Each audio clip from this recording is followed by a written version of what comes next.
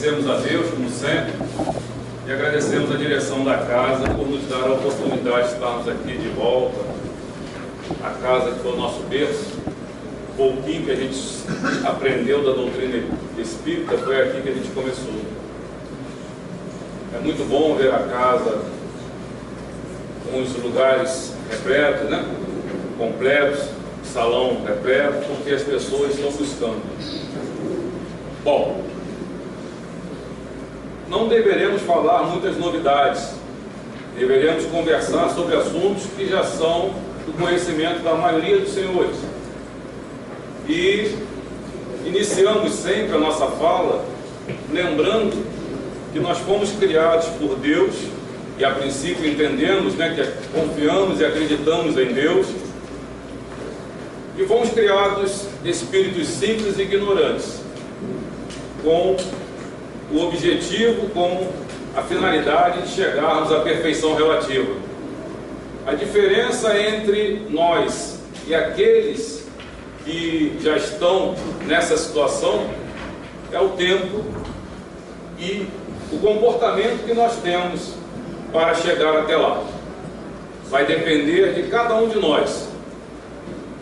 Da mesma forma que nós, quando pais, temos um bebê em casa, cuidamos de comprar o melhor legume, cuidamos de adquirir o melhor tempero, de colocar aquele legume de uma forma a que ele fique, se transforme num alimento saudável, cuidamos para que ele fique na temperatura ideal. Todo esse processo nós interferimos, mas na hora de engolir tem que ser o bebê, nós não podemos fazer por ele. E o Pai, quando nos criou, nos deu todas as condições de nós caminharmos. A partir de um certo tempo nos deu o livre-arbítrio para que a gente pudesse tomar as nossas decisões, e a partir daí nós passamos a ser responsáveis pelas nossas ações. Vivemos num mundo de provas e expiações ainda, e é um mundo de ações e reações. O que nós praticamos, no momento seguinte, retorna para nós. Já seria um bom motivo para que nós tivéssemos atenção com os nossos atos, com as nossas falas, com os nossos pensamentos, porque eles vão retornar para nós.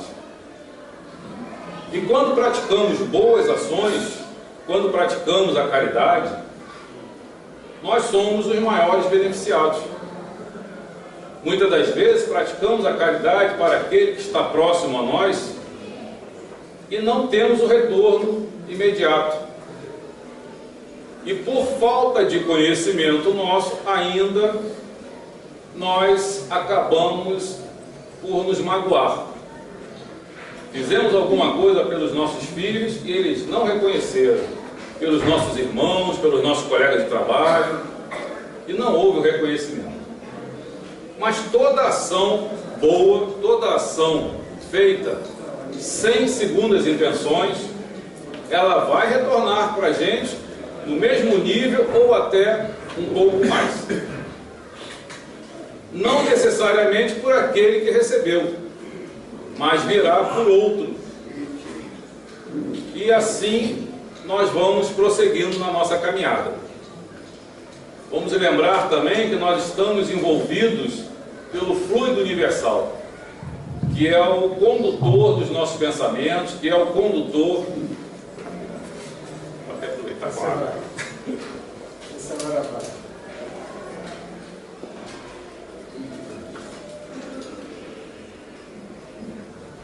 Será que está para ouvir, né?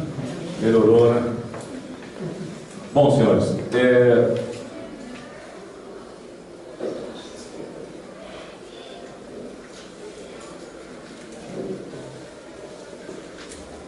sem esse auxílio, teria que beber muito mais água, né?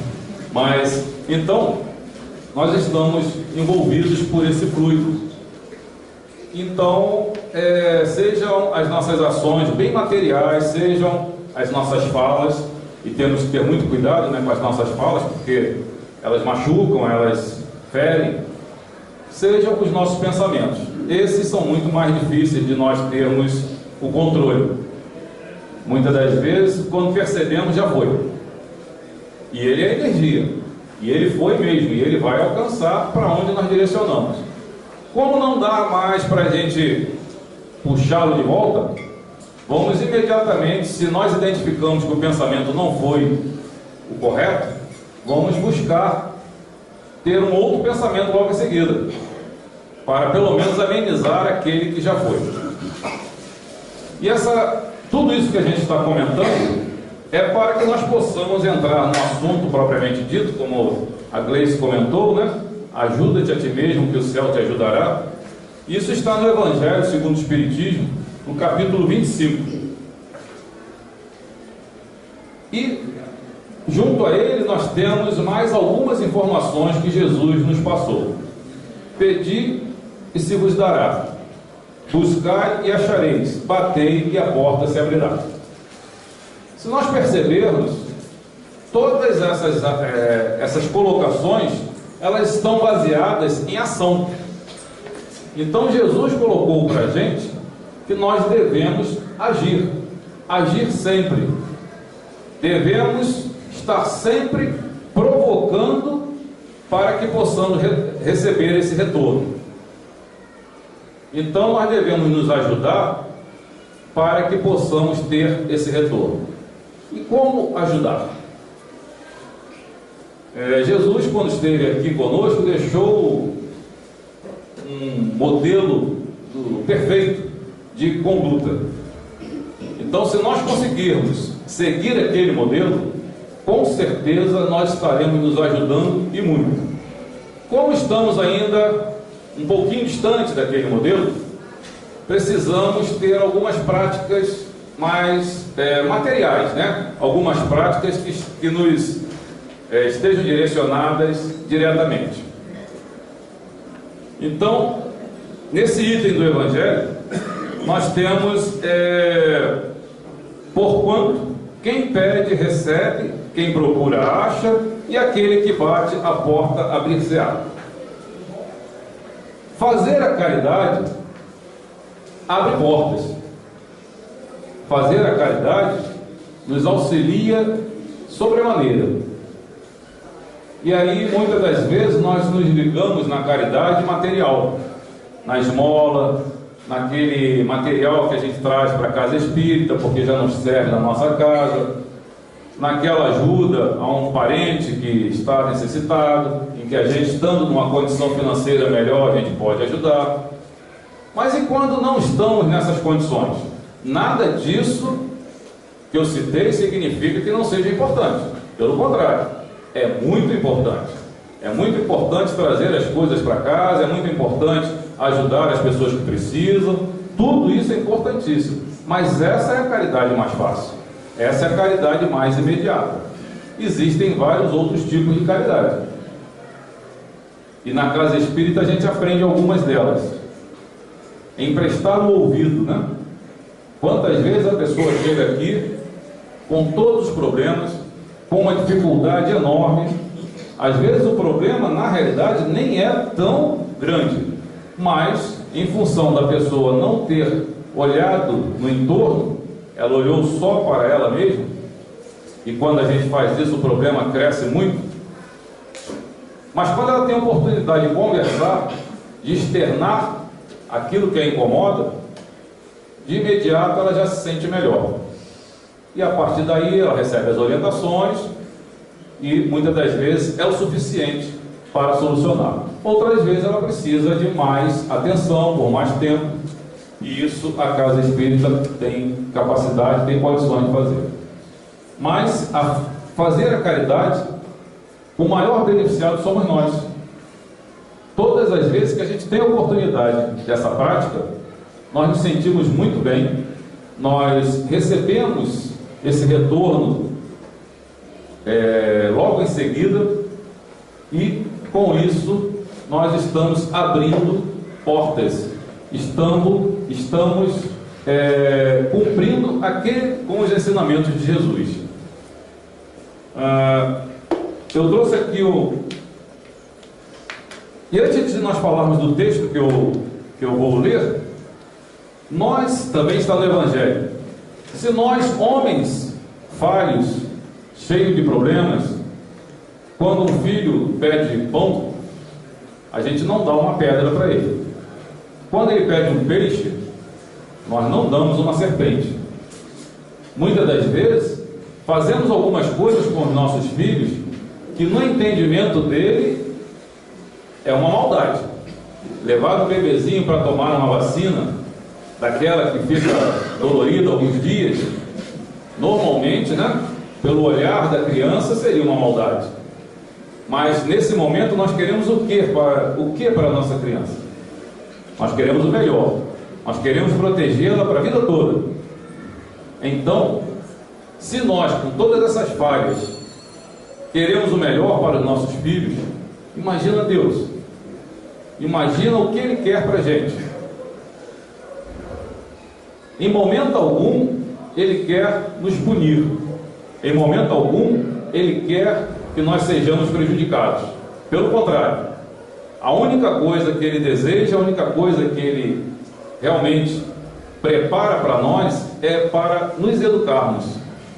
Em alguns momentos, nós precisamos sentir dor forte, porque tivemos comportamentos que não foram os melhores. E isso a gente vê assim, bem material, né? Passamos o dia todo nos alimentando de maneira errada. Sabemos que temos um problema de saúde, mas mesmo assim, utilizamos de alimentos que não deveríamos. No final do dia, vamos parar no hospital. É punição isso? É simplesmente para que a gente se eduque, né? Para que no outro dia, nos outros dias, a gente não continue seguindo daquela forma. Bebemos de maneira inadequada, pensamos de maneira inadequada. Em algum momento há necessidade de nós sermos educados. Tenta-se de todas as formas, mas nós não conseguimos alcançar, aí dói. E às vezes dói forte. Algumas vezes o comportamento inadequado não foi nessa vida, nessa existência. Nós trouxemos de outra, mas ainda precisamos ser educados. Se nós começarmos a pensar, primeiro, somos espíritos, estamos encarnados, mas somos espíritos. Temos a vida, nós somos imortais. Então o espírito não vai interromper. Estamos um momento aqui, um momento lá, que é a verdadeira vida. Estamos um momento homem, um momento mulher. Estamos um momento com boas condições financeiras, outra numa miséria absoluta. Num momento nos ligamos à arte, num outro momento nos ligamos à ciência, para que possamos chegar àquela perfeição mencionada no início. Só chegaremos lá quando passarmos por todas essas etapas e conhecermos realmente a fundo cada uma delas. Estamos próximo ou distante ainda disso aí? Dá ter uma longa caminhada, né? Mas que bom que nós já temos o primeiro passo. Que bom que nós já estamos aqui. Que bom que os senhores já estão se interessando em ler alguma coisa, em aprender, em participar de estudos, porque a casa oferece tudo isso.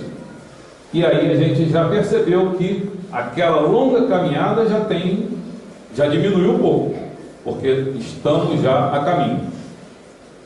Então, falando de Deus, eu trouxe o texto Refúgio de Emmanuel.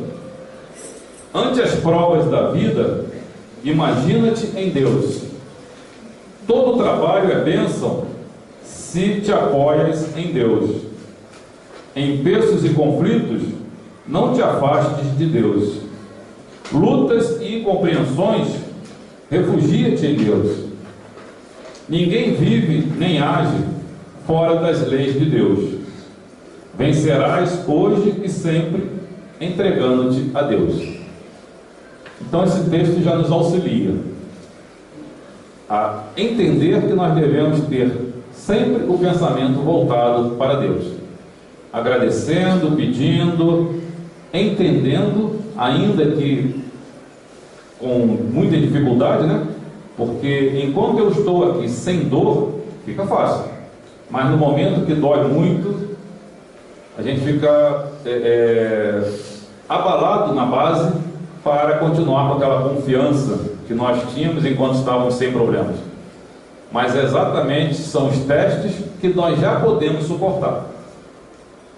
Muitas das vezes, se a dor de um dos senhores, se eu tivesse que suportar, não conseguiria.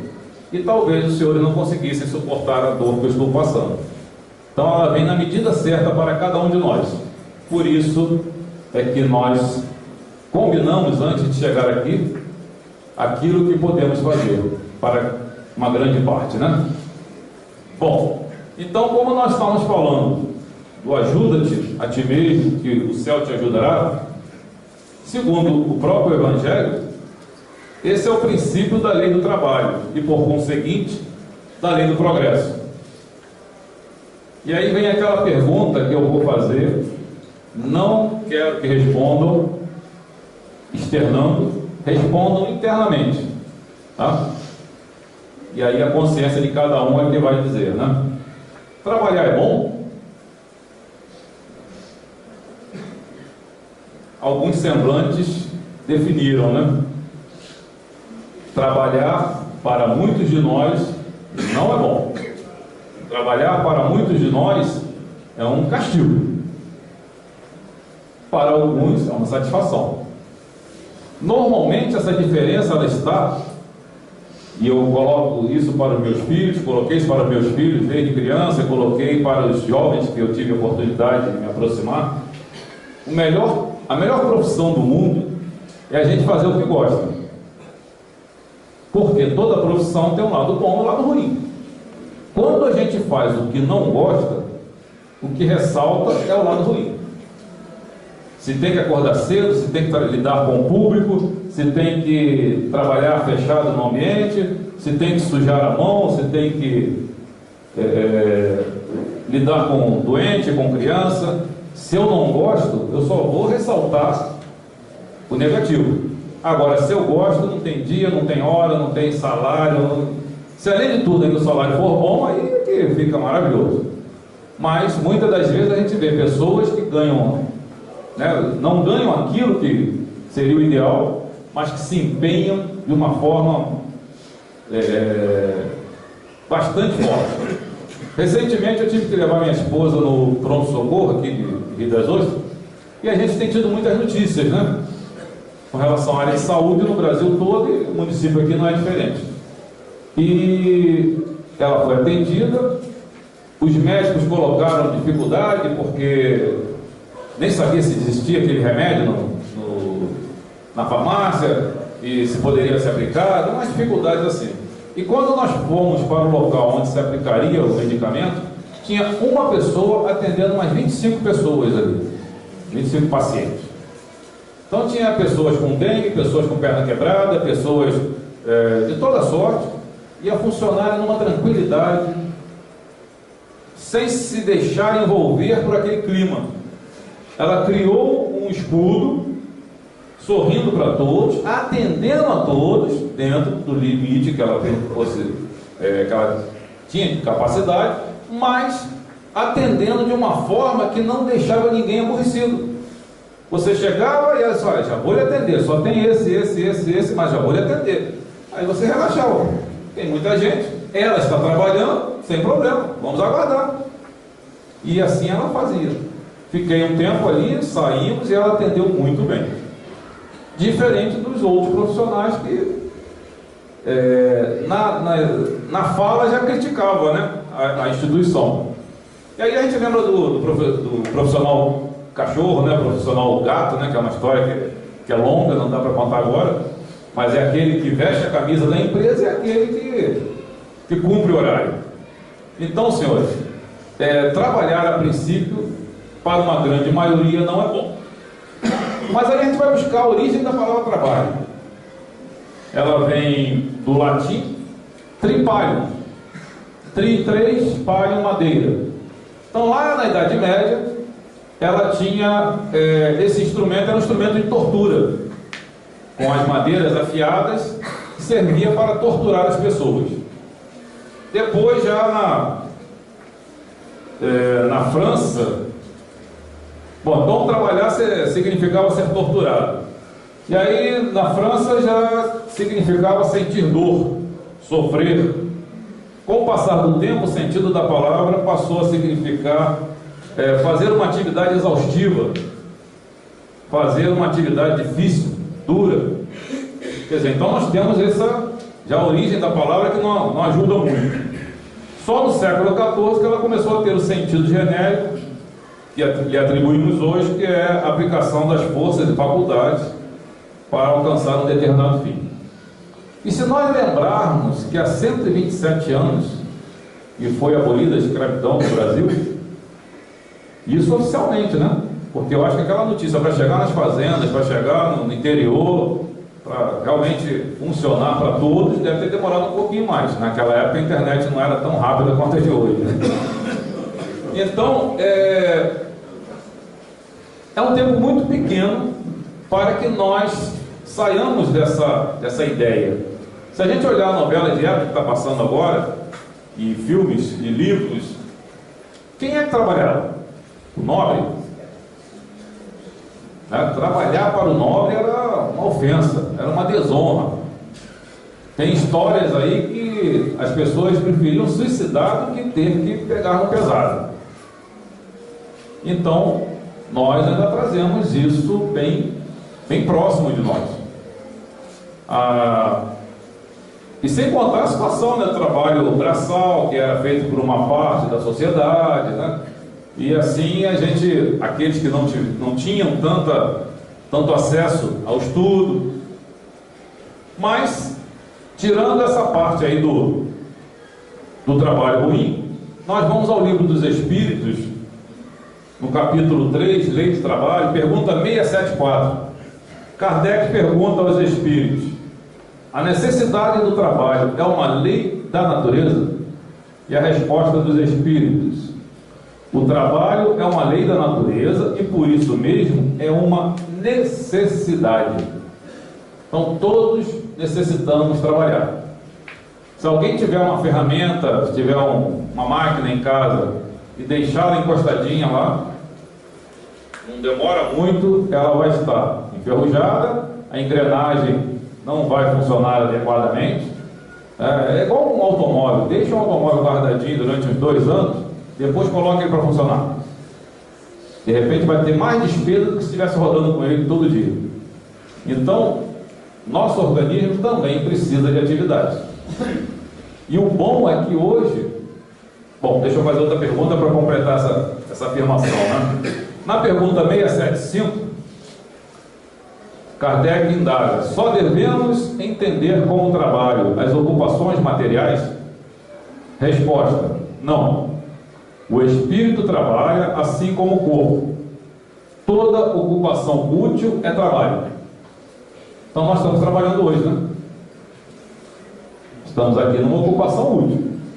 Os senhores saíram das suas casas, deixaram as suas atividades, alguns vieram direto do trabalho para cá. Então nós estamos trabalhando. Estamos tentando aprender um pouquinho do que a doutrina espírita nos oferece.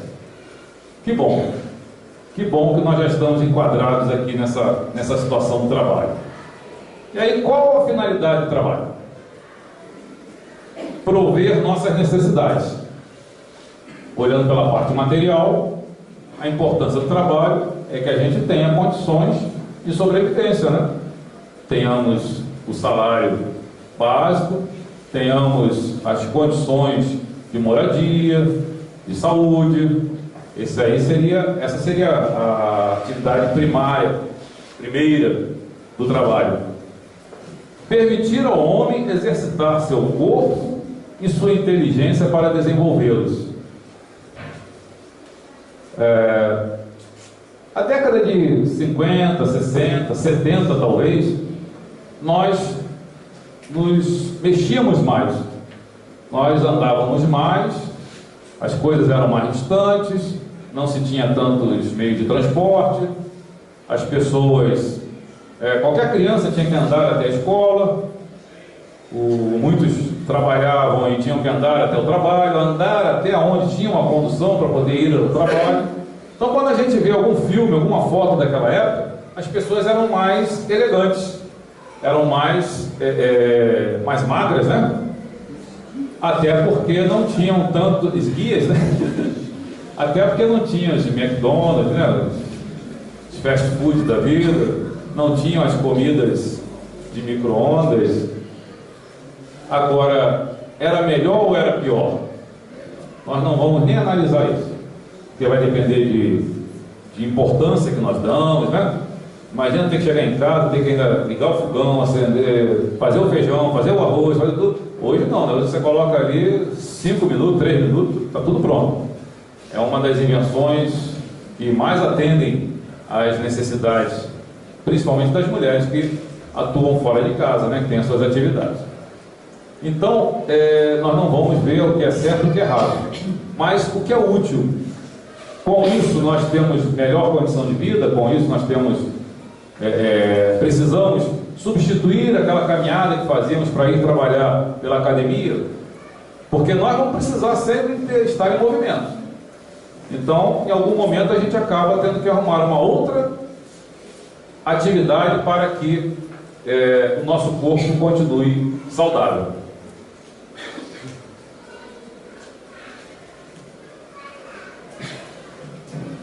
O corpo sem trabalho atrofia. A inteligência sem trabalho faria o espírito permanecer na infância, não desenvolveria. Então, nós temos que estar com o corpo ativo e temos que estar com a nossa inteligência também ativa. E é dessa forma que a gente consegue esses meios para que possa substituir atividades que só se conseguiria fazer, né, com a força física, e hoje nós temos aí maquinários.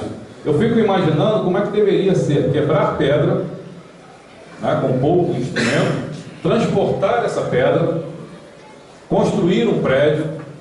Então a gente tem história, né, de igrejas que ficaram 100 anos para serem construídas, palácios, porque deveria ser muito difícil o transporte, arrumar esse material, embora a mão de obra fosse escrava, né? E trabalha até morrer, sai, entra outro. Mas hoje nós temos aí máquinas, nós temos instrumentos, nós temos equipamentos que fazem esse trabalho de uma forma muito mais rápida, mais segura e em função da inteligência do homem, que consegue a cada momento criar coisas novas para o seu próprio benefício. Na infância da humanidade, o homem só aplica a inteligência à cata do alimento, dos meios de se preservar das intempéries e de se defender dos seus inimigos. Então lá atrás, né, a gente vivia só catando alimentos. Deveria ser um estresse danado, né? Porque imagina a pessoa acordar e não ter o que comer, ter que sair em campo para buscar. Se já tinha um terreno onde ele plantava, tinha que tentar ver se já estava na época da colheita. E aí não dava para se plantar muita coisa, só poderia comer aipim, ou só poderia comer a batata, só poderia comer. E hoje a gente tem aí uma infinidade de oportunidades. Você chega ali no mercado, desde que tenha algum dinheiro no bolso, você pode escolher à vontade. Então, devia ser uma dificuldade muito grande, e tanto que a expectativa de vida à época era muito baixa. Hoje, com todos os alimentos, com agrotóxico, com conservantes, e com tantas outras coisas que teoricamente não fazem bem à saúde, mas a expectativa de vida é muito maior do que era há 40, 50 anos atrás. Deus, porém, lhes deu a mais do que outorgou ao animal, o desejo incessante do melhor, e é esse desejo que o impele à pesquisa dos meios de melhorar a sua posição, que o leva às descobertas, às invenções, ao aperfeiçoamento da ciência, porquanto é a ciência que lhe proporciona o que lhe falta. Então, como nós já falamos, essa oportunidade, né? O que Deus deu ao homem, além do que Ele outorgou ao animal, essa condição do homem buscar, sempre buscar algo para ele se sentir melhor, para ele se sentir mais confortável, para ele se sentir mais seguro, e assim nós conseguimos o avanço em muitas áreas. Um outro texto que eu gostaria de ler para os senhores, porque às vezes as pessoas perguntam, né, como confirmar que Deus existe? Nós teríamos tantas situações, basta olhar a natureza, né, basta olhar o que está à nossa volta, essa semana mesmo, né, no domingo, aquele fenômeno da Lua. Então tem muitas coisas, mas tudo isso aí a ciência poderia explicar. E aí eu tenho um texto que circulou pela internet esses dias. No ventre de uma mãe haviam 2 bebês. Um perguntou ao outro: você acredita que tem vida após o parto? O outro respondeu: é claro, tem que haver algo após o parto. Talvez nós estejamos aqui para nos preparar para o que virá mais tarde. Bobagem, disse o primeiro. Não há vida após o parto. Que tipo de vida seria esta? O segundo disse: eu não sei, mas haverá mais luz do que aqui. Talvez nós poderemos andar com as nossas próprias pernas e comer com as nossas bocas. Talvez teremos outros sentidos que não podemos entender agora. O primeiro retrucou: isto é um absurdo. Andar é impossível. E comer com a boca? Ridículo. O cordão umbilical nos fornece nutrição e tudo mais de que precisamos. O cordão umbilical é muito curto. A vida após o parto está fora de cogitação. O segundo insistiu: bem, eu acho que há alguma coisa e talvez seja diferente do que é aqui. Talvez a gente não vá para mais precisar deste tubo físico. O primeiro contestou: bobagem. E além disso, se há realmente vida após o parto, então por que ninguém jamais voltou de lá? O parto é o fim da vida. E no pós-parto não há nada além de escuridão, silêncio e esquecimento. Ele não nos levará a lugar nenhum. Bem, eu não sei, disse o segundo, mas certamente vamos encontrar a mamãe e ela vai cuidar de nós. Mamãe? Você realmente acredita em mamãe? Isso é ridículo. Se a mamãe existe, então onde está ela agora? O segundo disse: ela está ao nosso redor. Estamos cercados por ela. Nós somos dela. É nela que vivemos. Sem ela, este mundo não seria e não poderia existir. Disse o primeiro: bem, eu não posso vê-la, então é lógico que ela não existe. Ao que o segundo respondeu: às vezes, quando você está em silêncio, se você se concentrar e realmente ouvir, você poderá perceber a presença dela e ouvir sua voz amorosa lá de cima. Este é o modo que um escritor húngaro explicou a existência de Deus. Eu achei bastante interessante, né? Porque ele serve também para aquelas pessoas que não acreditam em reencarnação, né? Porque, segundo algumas pessoas, ninguém voltou para dizer nada. E como volta, né? E como volta. Quem tem a oportunidade de participar de uma atividade mediúnica, participar de uma reunião, como nós podemos conversar?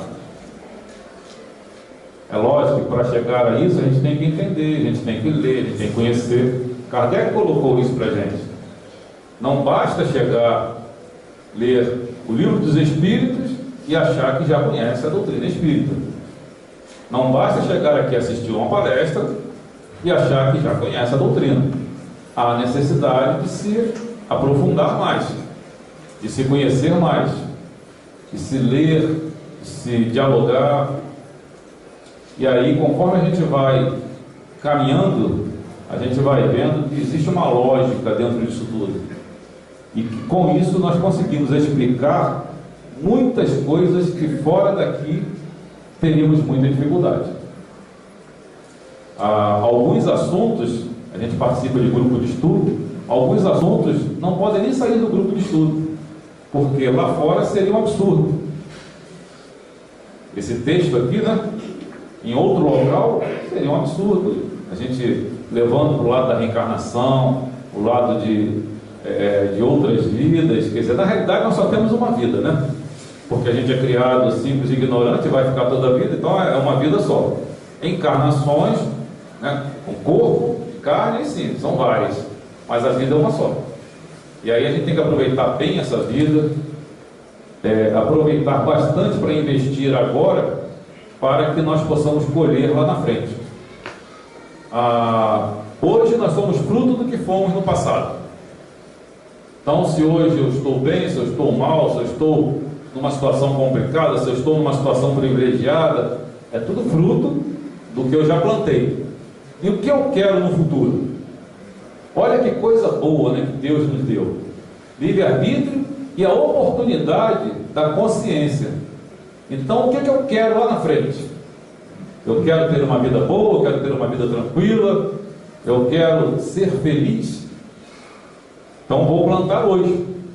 Plantar com boas ações, plantar com prática da caridade, com respeito, com perdão. Todos os ensinamentos de Jesus, tem muito mais coisa, né? Não dá para se colocar num momento de palestra, mas tem muita coisa para a gente fazer. E a vantagem é que, além do que a doutrina, do que a codificação nos trouxe, nós temos aí inúmeros outros livros, inúmeros outros autores que nos dão mais subsídio para que a gente possa caminhar. Chico Xavier nos dizia, né, que não dá para voltar atrás para fazer um novo começo, porque o que já está lá atrás, o que eu já errei, o que eu já destruí, já ficou. Esse já passou, mas eu posso começar agora e fazer um novo final. Qualquer um de nós, a partir desse momento, pode ser a partir de amanhã, pode ser a partir do mês que vem, pode ser a partir do ano que vem. Nós gostamos muito disso, né? A partir de dia 1º de janeiro eu vou mudar. Aí chega no outro, eu vou mudar. Se a gente preferir dessa forma, está ótimo, vamos esperar o dia 1º de janeiro. Mas nós podemos começar a partir da saída aqui. Aquilo que eu fiz em casa, aquilo que eu faço em casa, aquilo que eu faço com o meu trabalho, o que eu posso mudar? Até porque nós temos aí um mundo cheio de problemas para serem resolvidos.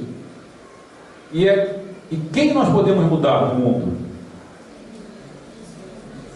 Nós, né? Cada um. Existem algumas falas que tem que deixar um mundo melhor para os meus filhos. E aí tem uma outra fala, né? Nós estamos deixando filhos melhores para o mundo. Então a nossa mudança, ela vai interferir em nós mesmos, que seria o principal a princípio, mas ela vai interferir em todos que estão à nossa volta. Porque a melhor maneira de se convencer o outro é através do exemplo. Então, se eu conseguir mudar, e uma das coisas boas que a doutrina nos traz é isso: nós não aprendemos aqui a chegar lá fora para convencer ninguém. Nós não precisamos fazer propaganda daquilo que a gente acredita. Mas em alguém perguntando, e aí o que acontece? Eu tinha uma maneira de agir, conheci a doutrina e modifiquei. Passei a agir de uma outra forma.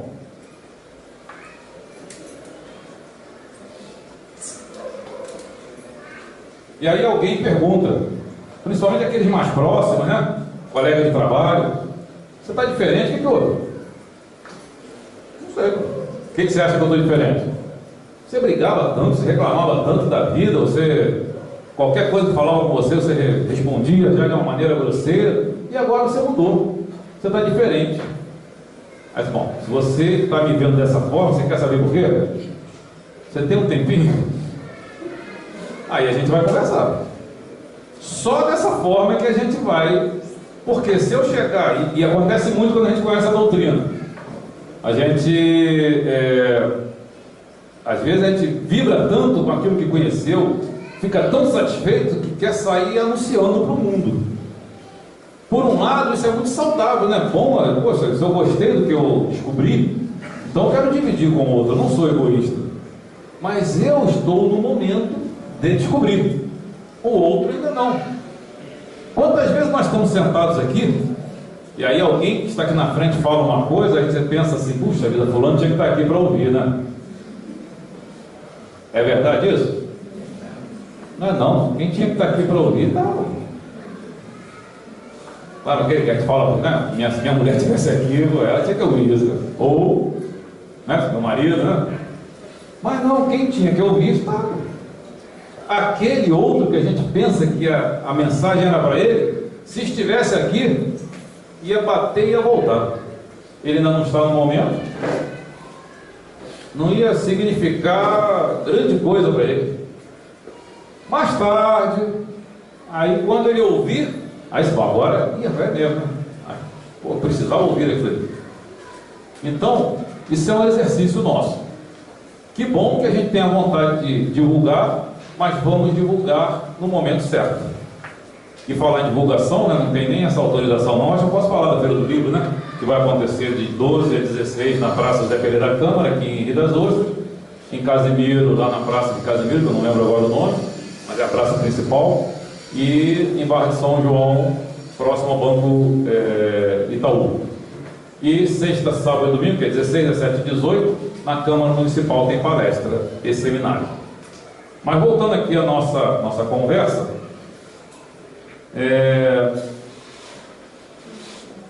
de que forma devemos nos ajudar? A primeira, praticando a caridade. É a forma de ajudar ao outro e receber o retorno.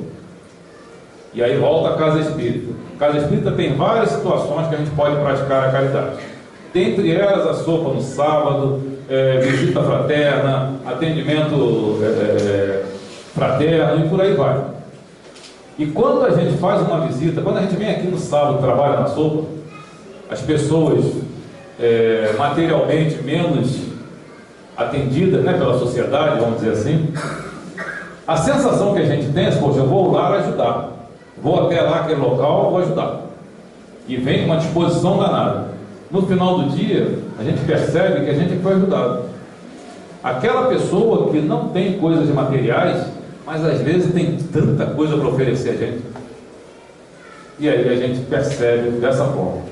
Quando temos a oportunidade de ir à casa, conhecer, às vezes conhecer a pobreza extrema, e você olha para o semblante da pessoa, a pessoa não está desesperada, não está revoltada, ela está sofrida, porque passar fome, não ter aonde dormir, não ter com o que contar para o dia seguinte, é preocupante, mas ela não demonstra revolta.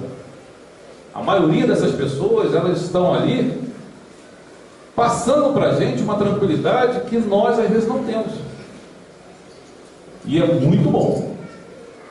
Quem puder se enganjar nessas atividades é muito bom, é um aprendizado que fica para o resto da vida. O que buscar? O que a gente pede? Pedir, obtereis. E aí eu tenho uma historinha também de internet, que o cidadão aparece num filmezinho, que ele aparece sem o braço esquerdo. E aí, história de gênio, né? Ele acha uma lâmpada, esfrega e aparece o gênio. E o gênio hoje, com esse negócio de inflação, já está econômico, é um pedido só, não é mais aqueles 3 antigos não. E aí ele oferece, ó, você tem direito a um pedido. Poxa, ele não tinha um braço. Ele, na ânsia de resolver o problema, eu quero ter um braço igual aquele, né? Eu quero ter os 2 braços iguais. Aí o gênio vai e corta outro braço. Pô. Então, temos que ter cuidado no nosso pedido. Tirando a brincadeira à parte, é lógico, né? Mas, quantas vezes, até no trabalho, eu quero pedir uma promoção, na hora de pedir eu peço errado. no afã de alcançar, o chefe apareceu perto ali, pô, é a hora, não dá nem tempo de esperar ele. Calma. A gente tem que saber o momento certo e pedir as coisas certas. Normalmente, o que nós pedimos a Deus? A cura, né? Parar de doer, afastar a sogra não, né? A sogra hoje em dia já está tranquila, mas ter harmonia.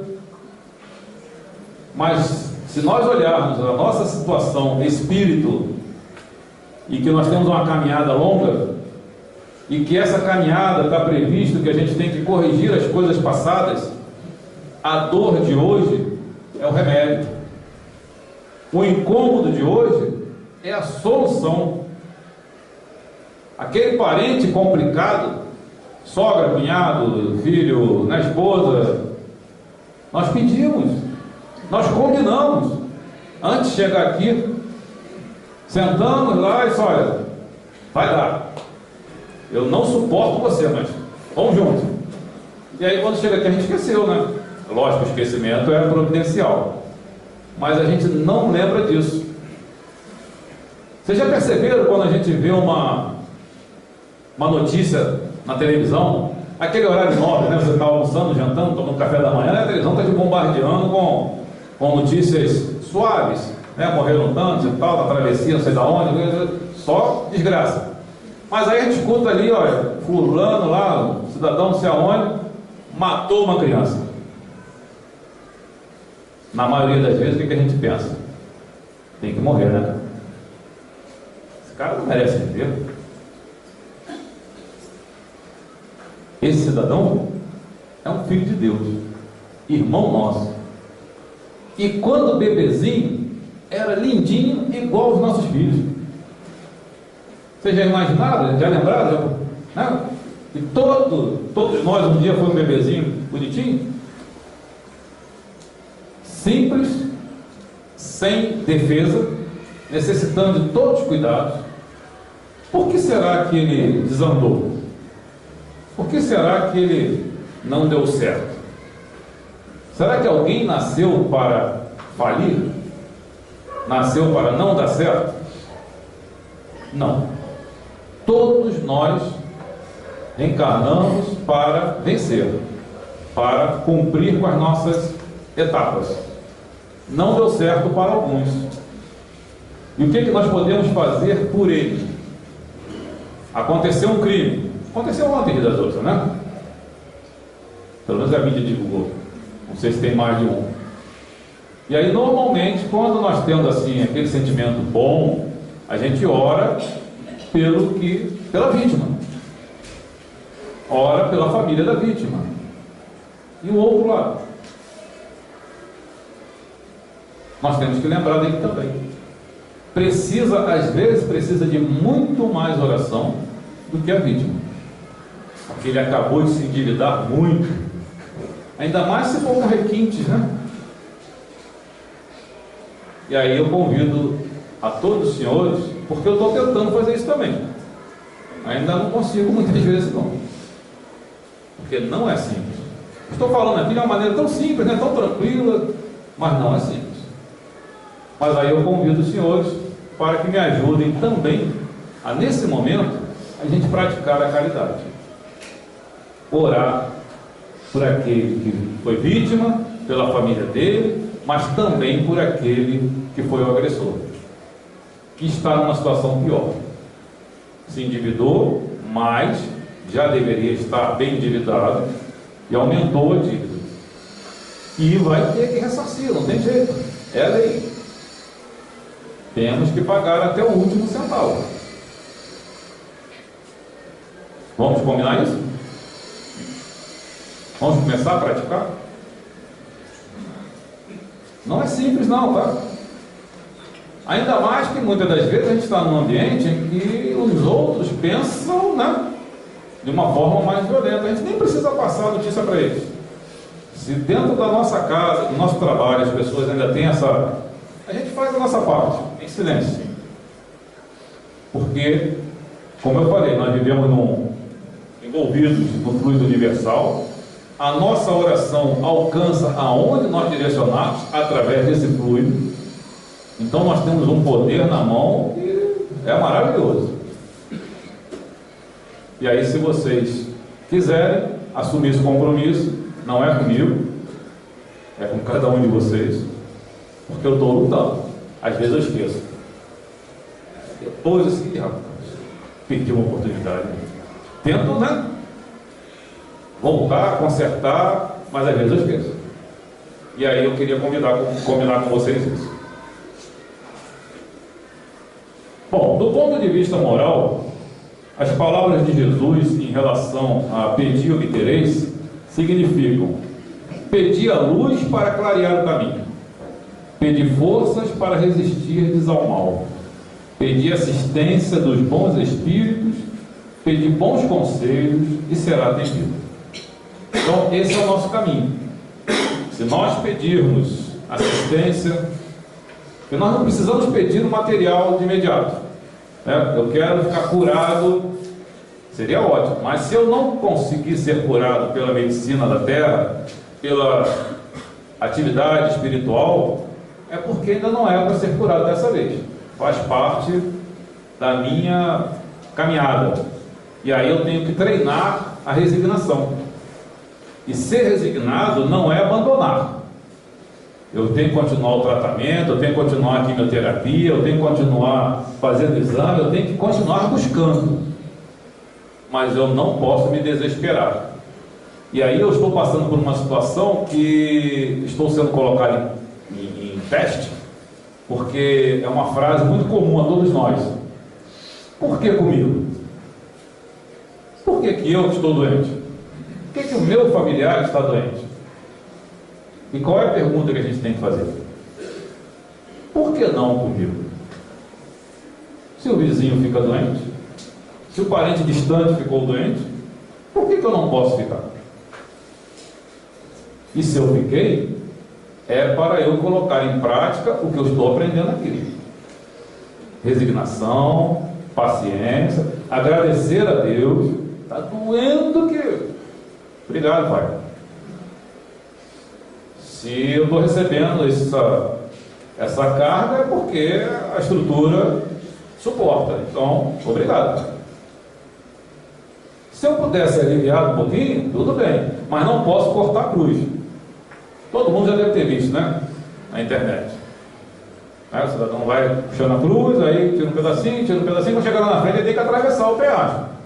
E o espaço é o tamanho da cruz. Não vai conseguir atravessar. Fazer o quê? Vai ter que voltar para pegar uma outra cruz do mesmo tamanho.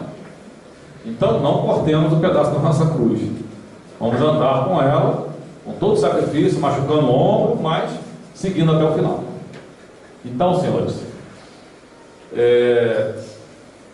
vamos buscar, vamos pedir, vamos confiar em Deus, vamos pedir socorro quando estiver muito pesado. Não é vergonha, é uma prova de humildade. Vamos chegar ali na casa espírita e quem é que eu conheço aqui? Quem eu tenho mais proximidade? E eu vou lá, dá para a gente conversar? E chega para o canto e conversa, e começa a expor a dificuldade, alivia. E às vezes a gente já sai dali satisfeito, porque nenhum de nós é suficientemente forte para seguir toda a vida sem precisar de ajuda. E eu fico muito satisfeito de chegar aqui nessa casa, porque embora a grande maioria, né, eu não conheça, mas ainda tem muita gente que eu conheci em épocas passadas aqui, outras que eu conheci mais recentes, e é um ambiente que eu me sinto muito satisfeito. Então, busquem mais sobre esse assunto. Evangelho segundo o Espiritismo e várias outras obras falam sobre isso. Busquem, porque tem muita coisa a se aprender. E com certeza a gente passou muito pouquinho. Mas eu agradeço muito a oportunidade, agradeço a presença dos senhores, agradeço a paciência, e que a paz e a luz e a energia do Mestre Jesus se derramem sobre todos nós aqui presentes. Obrigado.